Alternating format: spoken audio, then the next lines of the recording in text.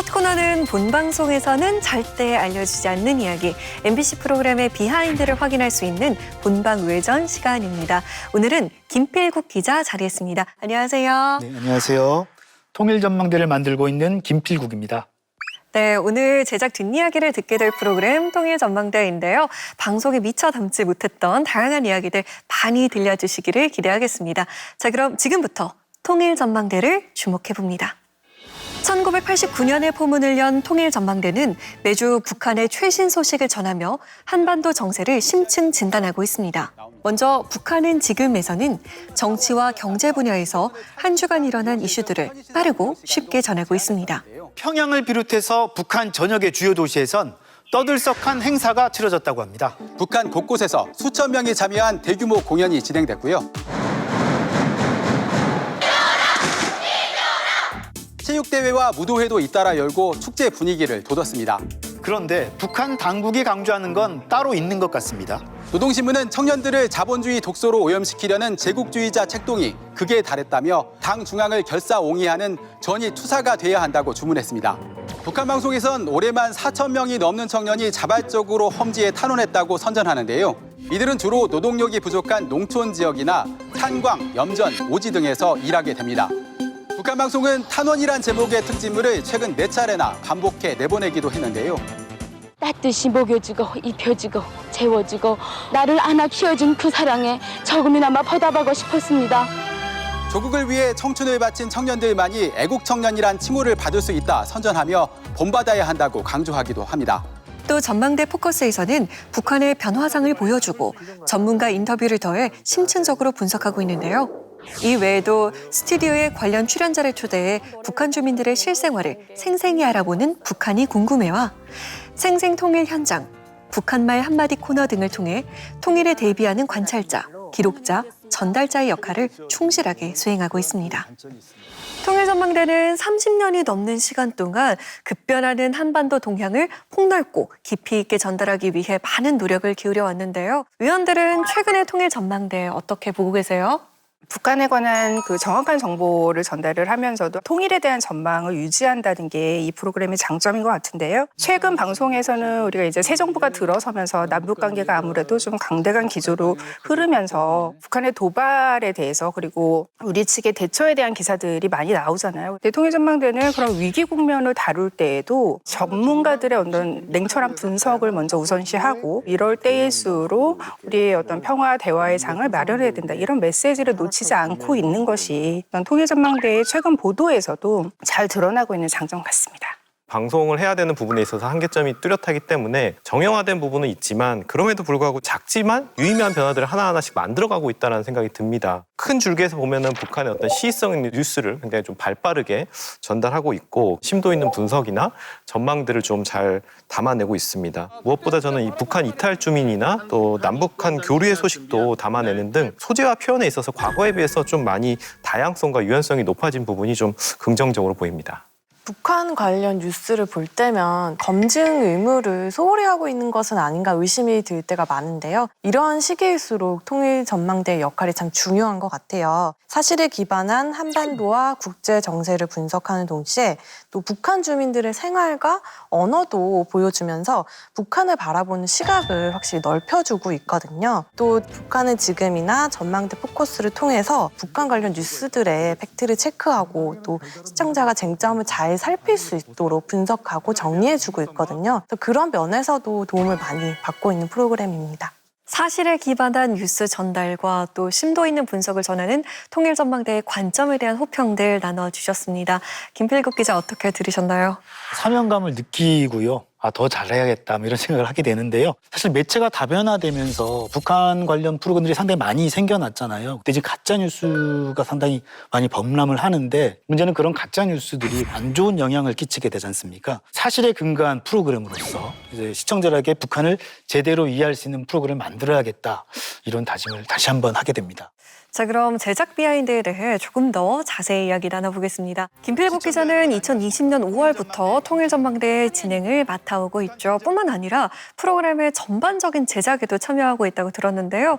어떻게 통일전망대를 처음에 맡게 되셨나요? 10여 년쯤 전에 정치부 기자 생활을 하면서 통일부를 출입을 했었습니다. 당시 우리 사회가 남북 분단에 기인해서 특정 부분을 좀 비효율적으로 돌아가고 있는 측면이 있지 않나 이런 문제의식을 좀 느꼈었고요. 그리고 2016년에는 중국 선양 특파원을 갔다 왔었는데요. 그 선양이라는 도시가 북한 관련 다양한 정보들이 모이는 곳이거든요. 거기서 다양한 사람들을 만나고 상당히 많은 그 경험들을 할 수 있었는데 통일전망대는 제가 하고 싶었던 프로그램이었고 지금 하고 싶었던 거를 좀 할 수 있어서 상당히 좀 보람도 느끼고 재미있게 제작하고 있습니다. 자, 그럼 위원들은 통일전망대 제작 과정에서 어떤 부분이 좀 궁금하셨나요? 한 나라에 대해서 이렇게 다룬다는 게 엄청난 방대한 분야이기 때문에 어떤 기준으로 아이템을 선정하고 배치를 하는지가 굉장히 궁금합니다. 기본적으로 저희가 매주 토요일 아침에 방송을 하잖아요. 그러니까 아이템 회의는 보통 수요일 날 하게 됩니다. 뉴스처럼 아주 시의성을 절대적으로 따지진 않는데 그래도 해당 주에 기본적으로 가장 이슈가 되는 사안들을 중요도에 따라서 배치하게 될 경우가 많고요. 또 한 가지 중요한 관점이 있는데 국내 문제 내지는 시청자들의 관심입니다. 예를 들어가지고 국내에서 부동산이 좀 이슈가 된다.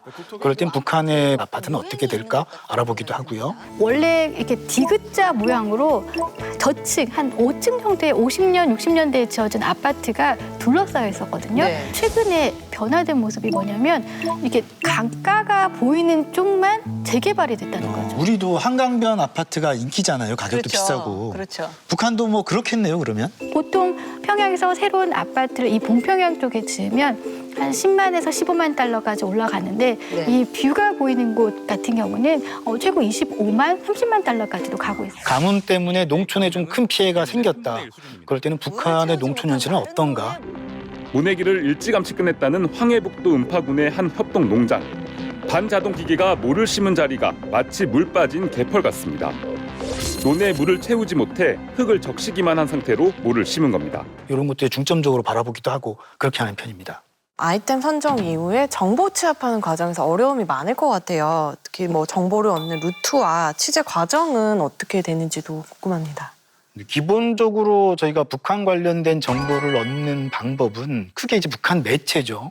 조선중앙TV, 노동신문 같은 거를 매일마다 이렇게 모니터링하면서 자료를 축적을 하고 있는 상황이고요. 그 밖에도 북한의 어떤 대외 선전 매체 보도, 그리고 우리 정부 기관이나 연구기관들의 북한 관련 각종 분석 자료들, 그리고 탈북자 진술 등을 통해서 정보를 얻고 여기서 전문가 견해를 참고해가지고 팩트 체크와 더불어가지고 정보를 공유하는 과정들을 거치게 됩니다. 또 최근에는 북한이 유튜브를 통해서 선전 활동을 많이 해요. 조선중앙TV에는 나오지 않는 내용들까지 보도하고 있는데 그것도 되게 요즘 아주 중요한 자료가 되고 있습니다. 아무래도 이제 방송을 준비하시다 보면 북한 방송이나 관련 매체 굉장히 많이 접하실 것 같은데 이 북한 방송을 많이 이제 접하시면서 생긴 어떤 버릇이나 아니면 뭐 직업병이라고 할까요? 뭐 그런 거, 뭐 재미있는 에피소드가 있으면 좀 부탁드릴게요. 여러 가지 버릇이 생긴 것 같긴 해요. 특히 북한 방송을 볼 때는 자리 배치에 대해서 상당히 좀 눈여겨보는 측면이고요. 또 하나는 사람들이 입놀림을 좀 많이 보는 편이거든요. 북한에서는 어떤 서열이라든가 이런 것들을 가장 알 수 있는 방법이 크게 두 가지가 있는데 북한 매체에서 누구를 먼저 호명하느냐 그리고 누가 어디에 앉았느냐거든요. 그래서 이제 자리 배치를 자세히 보면 아 누가 신임을 받고 있구나, 아 누가 이제 곧 밀려나겠구나 하는 것도 알 수가 있고 그런 측면에서 자리 배치를 좀 눈여겨보는 것 같고요. 또 하나는 사람들 입놀림을 좀 많이 보는 편이거든요. 북한 방송은 우리나라 방송하고는 다르게 아주 공개적인 연설 같은 경우를 제외하면 현장음 같은 걸 거의 제거해버리고 밑그림 깔듯이 방송을 하거든요. 근데 지금 저 내용도 알고 싶은데 하는 부분들이 분명히 있어요. 예를 들어서 김정은 위원장이 막 손짓만 나오거든요, 공연하는데. 근데 입 모양은 보여요. 한 번 해, 더 해 뭐 이런 것 같은 느낌이 보이거든요. 입놀림을 보면서 아직 뭐라고 얘기하고 있구나 추측하는 측면에서 그런 버릇도 생긴 것 같습니다. 대북 정책 기조나 남북 관계 그 변화에 따라서 아이템 선정하거나 취재하는 데 있어서도 또 고려하는 부분일 것 같아요.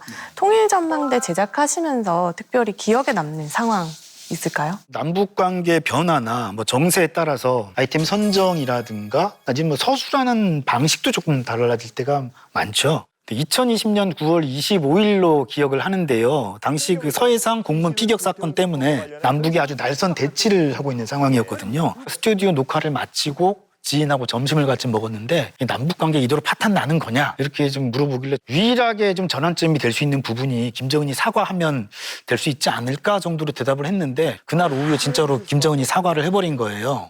엄청나게 저는 바빠졌죠. 왜냐하면 다음날 아침이 방송인데 스튜디오 녹화는 이미 끝난 상태잖아요. 다시 할 수는 없어요, 시간적으로. 그래서 그때 이제 이미 녹화됐던 스튜디오 분량 상당 부분을 거의 다 날렸고 새로운 내용들을 업데이트해야 되고 향후 뭐 전망은 어떻고 분석은 어떻고 다시 기사를 써서 제작하고 금요일 밤 늦게까지 뭐 초치기 하면서 그렇게 제작을 했던 기억이 있습니다. 통일전망대는 북한은 지금부터 전망대 포커스, 북한이 궁금해 등 총 5개의 코너를 선보이고 있는데요. 코너와 관련해서 궁금한 점이 많으실 것 같아요. 북한이 궁금해 코너가 제일 재밌더라고요. 아무래도 가장 시청자 친화적인 코너잖아요. 최근에 북한에서의 폭염 대처 방식이 인상적이더라고요. 북한의 생활상을 단순히 알려주는 것을 넘어서서 이 달라진 보도 행태가 의미하는 것들을 또 짚어주더라고요. 예전에 조선중앙TV가 어떻게 보도하는지를 보면은 주로 이거를 그냥 자연재해로 다루고 있습니다. 보도의 흐름 자체가 인명을 중시하고 인명 피해를 어떻게 하면 줄일 수 있을 것인가로 좀 초점이 바뀌는 게 보여요. 폭염을 다루는 시각이 좀 변화한 것을 알 수가 있습니다. 그러다 보니까 북한의 생활상을 전하는 탈북민들의 증언이 굉장히 중요한데 북한에서 공무원 생활하셨던 분도 나오고 요리사 출신도 나오고 생생한 증언을 들을 수 있거든요. 보양식을 요리하신 적도 당연히 있겠죠? 한옥식으로 되게 예쁘게 지어진 건물인데 거기서도 잠깐 일을 했었어요. 그래서 북한에서도 복날에 보게 되면 단체로 이제 보양식을 먹으러 가서 줄을 서는 풍경이 있기도 하거든요. 그래서 버신탕을 많이들 먹죠, 북한에서는. 이분들에 대한 섭외는 어떻게 이루어지는지도 궁금합니다. 탈북민 섭외 과정을 뭐 모두 다 일일이 세세하게 공개할 수는 없는데요. 의외로 상당히 까다로운 절차를 거치게 됩니다. 관계기관이라든가 단체를 통해서 그 밖에도 다양한 경로로 탈북민들에 대한 정보들을 수집하고 검증 작업을 거치고요. 팀 내부적으로는 농업이면 농업, 축산이면 축산, 요리면 요리, 탈북민들 중에서 전문가 그룹들 다시 선정해서 리스트업을 하고 있거든요. 그런 과정을 통해서 섭외를 하게 됩니다. 특히 최근에 이 북한의 대중음악 이야기를 다룬 부분이 저는 개인적으로 좀 인상적이었는데 북한 대중음악의 성격이 무엇이고 북한에서 이른바 예술가를 어떻게 만들어내는지 그런 엘리트 시스템도 소개를 해주셨고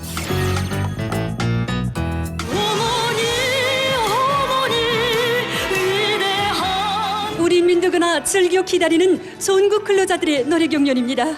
북한 TV에서 자주 볼 수 있는 음악 프로그램 형식, 또 하나는 노래 경연입니다.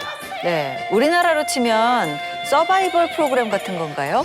북한의 음악 프로그램이 우리나라의 그런 경연 프로그램처럼 비슷한 유형이 있는지 다양한 부분들을 정말 꽉꽉 채워서 넣은 듯한 느낌을 받았어요. 시청자들의 어떤 흥미와 관심을 이끌어내는 데는 저는 이 북한이 궁금해 코너가 가장 중요한 역할을 하고 있다고 생각을 해요. 혹시 방송에 미처 좀 소개되지 못한 이야기들이 있는지 궁금합니다. 늘 선배들이 하시던 말씀이 있었는데 하늘 아래 새로운 기사 없다. 그런 말씀도 하시고 저희가 30년 넘게 이렇게 프로그램을 해왔잖아요. 이러다 보니까 사실은 안 했던 주제는 없을 것 같아요. 그렇다고 해서 한 번 했던 주제를 다루지 못하느냐? 저는 그건 아니라고 보거든요. 상당히 많은 부분들이 새로운 현상들이 나타나고 업데이트하면서 했던 주제를 또 다루기도 하는데 예를 들어서 북한에서는 예전에 여자들이 바지를 못 입었었대요. 근데 언젠가부터 허용을 했다고 그래요. 또 북한에는 허용되는 헤어스타일이 따로 있대요. 이런 부분들이 많은데 관련 내용들을 저희가 계속 내부적으로 업데이트를 하고 축적을 하고 있거든요. 다양한 방식으로 앞으로 소개해드릴 예정입니다. 저는 생생 통일 현장 코너도 되게 좋아해요. 왜냐하면 프로그램 성격상 현장성을 담기가 되게 어려운데 유일하게 그 약점을 되게 잘 보완하는 코너이고 또 통일에 대해서 우리 남한의 국민들이 어떤 생각을 가지고 있는지 좀 다양한 목소리들을 직접 들을 수 있다는 점에서 되게 인상 깊은데 어떨 때 보면은 이제 형식이 다소 정형화가 돼 있잖아요. 어떤 행사가 열리고 이제 행사 관계자와 시민들의 목소리가 거기에 담기고 자료 화면이 삽입이 되고 진행하시는 기자님의 내레이션이 감싸고 있는데 동네에 마실 가듯이 왔다가 우연히 접하게 된 국내외의 마을 영화들.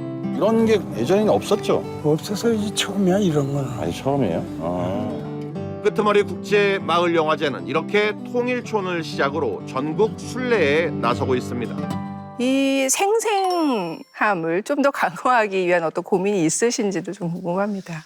불과 2, 3년 전만 해도 지금 이 코너는 전혀 다른 방식으로 제작을 했었거든요. 탈북민의 어떤 정착기, 탈북민 성공 스토리 이런 식의 주제가 상당히 많았었는데 한 2년여 전부터 이제 약간의 방식들을 좀 많이 바꿔왔죠. 현장성을 더욱더 강화하면서 소위 말해서 발로 뛰는 아이템들을 제작하면서 나름대로 많은 변화를 해왔는데요. 현장성 강화는 저희도 계속 좀 고려하고 있는 부분이니까 계속 달라지는 모습을 보여줄 것 같습니다. 기대하겠습니다. 북한말 한마디 코너도 좋더라고요. 원래는 아나운서분이 소개하는 시기였는데 최근에 이제 거리로 나가서 시민들과 함께 이 코너를 진행하고 있어요. 무벌손? 손 2번 벌리지 마라 약간 이런 뜻일 것 같아요. 시민들이 또 굉장히 잘 맞추기도 하더라고요. 오랫동안 떨어져 있어도 우리말과 유사성이 여전히 있구나라는 걸 확인할 수 있다는 측면에서도 참 좋더라고요. 그래서 이 북한말 한마디 코너에서 소개되는 북한말은 어떤 방식으로 선정되는지도 궁금합니다. 기본적으로 MBC 통일방송팀하고 결의말 근사전 남북공동편찬사업회가 함께 단어를 선정하고 남북공동편찬사업회의 전문가가 감수를 하는 과정을 거치는데요. 그 단어 선정이 상당히 좀 어려워요. 왜냐하면 꽤 오래됐잖아요. 네. 웬만한 단어들은 다 한 거예요. 좀 재미도 있고 의미도 있는 거를 찾기가 상당히 쉽지가 않아서 몇몇 제작진이 이거 그만하면 안 되냐. 그런 얘기들도 많이 하는데 애착이 가는 그런 아이템이라 계속적으로 하고 있는데 보시면 방식도 상당히 많이 변화했습니다. 북한 방송에 나온 것들을 직접 보여주면서 뭐 물어본 적도 있고 또 최근에는 새로 들어온 저희 AD가 또 아이디어를 내가지고 퍼즐 형식으로 퀴즈를 내고 있는데 변화를 모색하고 있다. 네, 그렇습니다. 없애지 말아주세요. 자, 이야기를 듣고 나니까 다양한 분야에서 북한의 이슈와 시대상을 심도 있게 담기 위한 제작진의 노력이 느껴집니다. 통일전망대에서 운영하는 온라인 콘텐츠 채널 김 팀장의 북한 확대경도 그 노력의 일환이 아닐까 생각하는데요. 고송이를 진정하셨습니다. 네, 며칠 전 정전협정 체결 69주년 되던 날이었는데요. 북한 김정은 위원장 손에 든 게 빨간 장미죠? 그쵸. 전사자 묘지를 참배하는데 붉은 장미 한 송이를 헌화했습니다. 네, 지난번 조선인민혁명군 창건일에도 혁명 열사릉을 찾아서 빨간 장미를 헌화하던데 이날은 다른 사람들은 하얀색, 노란색, 색색의 꽃을 들었는데 김 위원장만 붉은색의 장미 한 송이를 들었습니다. 빨간 장미를 좋아하나요? 북한에서도 추모의 의미로는 하얀색 계통의 국화나 장미를 주로 쓰는데 붉은색 꽃도 쓴다고 합니다. 붉은색의 리얼사들의 혁명 정신은 그대로 살아 숨쉬고 있으며 그들의 붉은 심장의 박동도 영원하리라는 깊은 뜻이 담겨있기 때문입니다. 이 온라인 콘텐츠 채널을 어떻게 기획하게 된 건가요? 가벼운 주제일 수도 있고요. 좀 지엽적일 수도 있는 내용들, 방송에서는 다루기 힘든 내용들인데 그림이 사장되는 건 너무 아깝고 이런 부분들 좀 자유로운 방식으로 좀 기록도 하고 소통하자 이런 차원에서 기획을 했었습니다. 또 통일전망대에서 방송했던 주제를 좀 더 깊이 들어가거나 아니면 아예 다른 색다른 시선으로 보면서 만들었던 적도 있고요. 또 뭐 시청자가 댓글로 뭐 궁금증을 남긴 걸로 제작했던 적도 있어요. 예를 들어서 뭐 북한 술에 대해서 뭐 궁금합니다. 이런 댓글이 왔을 때 이제 북한 술의 전문가로 그 리스트업이 돼 있는 탈북민 조충희 선생님 급하게 이렇게 모셔서 북한 술에 대해서 2회에 걸쳐서 한 적도 있고 그렇습니다. 대동강 맥주. 혁명의 사랑 대동강 맥주. 시원하다. 맛은 어떤가요? 대동강 맥주는 이제 그 허프가 많이 들어가가지고 약간 그 쓴맛과 그 알코올 도수가 좀 높아요. 한국 맥주는 소주하고 섞어서 마시면 이제 괜찮은데 북한 맥주는 소주하고 섞어서 마시지 않아도 알코올 도수가 높아서 예, 그게 조금 차이가 있는 것 같습니다. 북한 확대경을 보면은 통일전망대의 그 엄숙하고 이런 진중한 분위기와 달리 조금 이렇게 발랄한 화법, 그 온라인 콘텐츠 세대를 겨냥해서 북한의 뭐 패션이나 연예, 문화 이런 아이템들이 주로 다뤄지는 것 같고 또 시청자 댓글로 또 그렇게 아이템을 선정하신다는 거 보니까 더더욱 제작 과정이 좀 궁금해지는데 아이템을 좀 정기적으로 이렇게 이것도 회의를 하시고 제작을 하시는 건가요? 네, 아이템 선정은 참 25년 넘게 제가 기자 생활을 하고 있는데 벗어날 수 없는 굴레가 바로 아이템 회의입니다. 이게 참. 근데 그때마다 제가 생각하는 세 가지 기준이 있는데 의미가 있거나 정보를 주거나 그것도 아니면 재미가 있거나입니다. 근데 북한이나 한반도 평화 관련된 내용들 중에서 세 가지를 다 충족하면 물론 좋겠지만 그중에 어느 하나만이라도 좀 해당이 된다 생각하면 지체 없이 바로 확대경을 들이대보는 그런 자세를 갖고 있습니다. 이 코너는 확실히 재밌습니다. 그리고 이제 볼 때마다 사소한데 어떻게 저렇게 흥미롭게 포인트를 잘 잡을까라는 느낌을 좀 많이 받아요. 특히 저는 김정은 위원장이나 주위의 인물들에 대한 관찰력이 좀 남다르다는 느낌을 많이 받는데요. 가령 호위무사로 불리는 김철규의 행동을 예의주시하는 거. 사실 김정은의 차량에 문을 누가 넣는지 그렇게 집중해서 안 보는데 그런 부분들도 발견한 것도 굉장히 좀 치밀하다는 생각도 들고. 이 사람은 2018년 정상회담 때도 등장하는데요. 젊은 경호원들이 김 위원장 일행을 둘러싸고 계단을 내려오는데 혼자 바삐 내려와 뛰어가는 사람이 있습니다. 김정은 위원장이 탄 차 옆으로 뛰어가는 경호원들 보셨죠? 영화의 한 장면 같았는데요. 이른바 방탄경호단으로 불리던 경호원들은 차량과 함께 뛰어왔는데 차가 멈추자 이 사람 어디선가 나타나서 김정은의 차의 문을 열어줍니다. 이 사람은 김철규 경호 책임자인데요. 올해도 정치일꾼 강습회 때 또 기타 각종 행사에서도 김정은의 차문을 도맡아 열었고요. 김 위원장이 행사장에서 돌아다닐 때도 항상 지근거리에서 경호를 담당합니다.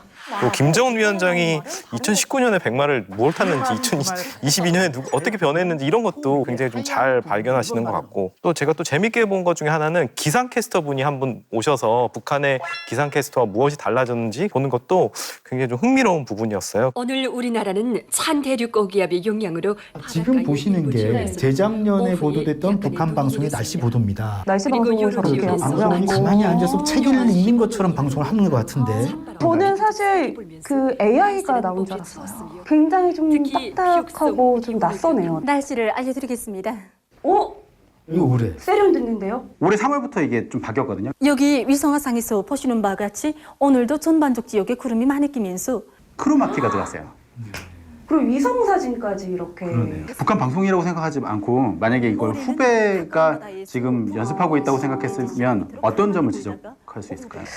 제가 만약에 선배의 입장에서 본다라면 뭔가 저 눈동자에 눈동자에 조금 더 생기가 있었으면 좋겠다. 이 통일전망대 본방송하고 이 김 팀장 채널을 차별하기 위해서 좀 고려한 요소가 무엇인지 궁금합니다. 뭐 이런 것까지 하냐는 소리를 좀 듣겠다라는 게 김 팀장이 북한 학생이 처음 만들 때 이제 어떤 각오였거든요. 북한에서 열병식을 하면 통일전망대에서는 뭐 열병식의 의미라든가 열병식에 어떤 무기가 나왔다 이런 데 초점을 맞추고 전망하고 분석하고 그러잖아요.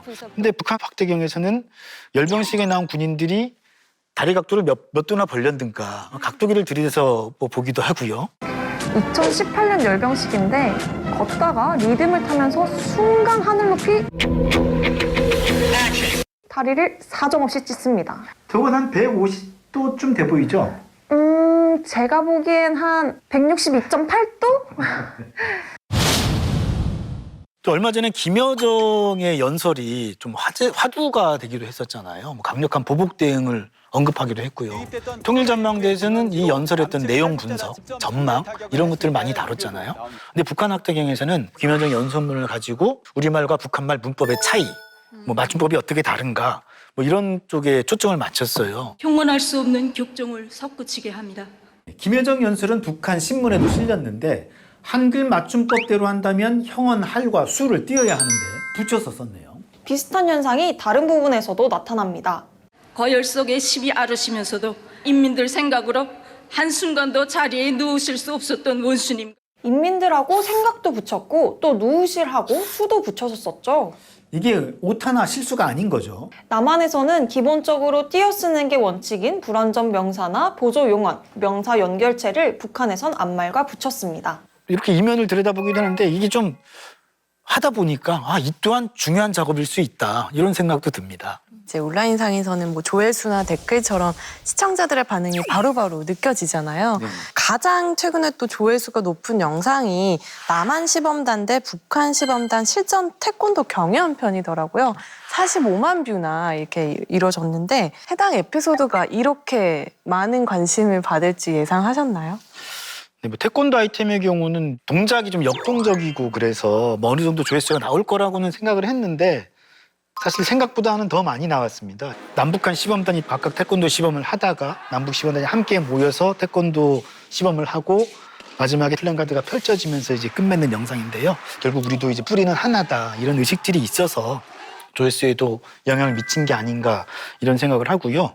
저희 유튜브 채널 김 팀장의 북한 학대경은 북한 또는 한반도 평화라는 주제를 다루고 있어서 사실 제한적일 수밖에 없잖아요. 근데 뭐 소문이나 추측을 과장하거나 좀 뭐 자극적인 주제를 다루거나 그렇게 하면 안 되겠다는 생각을 끝까지 하고 있고요. 그래서 시청자 친화적인 아이템들을 찾긴 하겠지만 계속 어느 정도 정도를 지켜가면서 그런 부분들을 고민해 나가겠다 이렇게 생각하고 있습니다.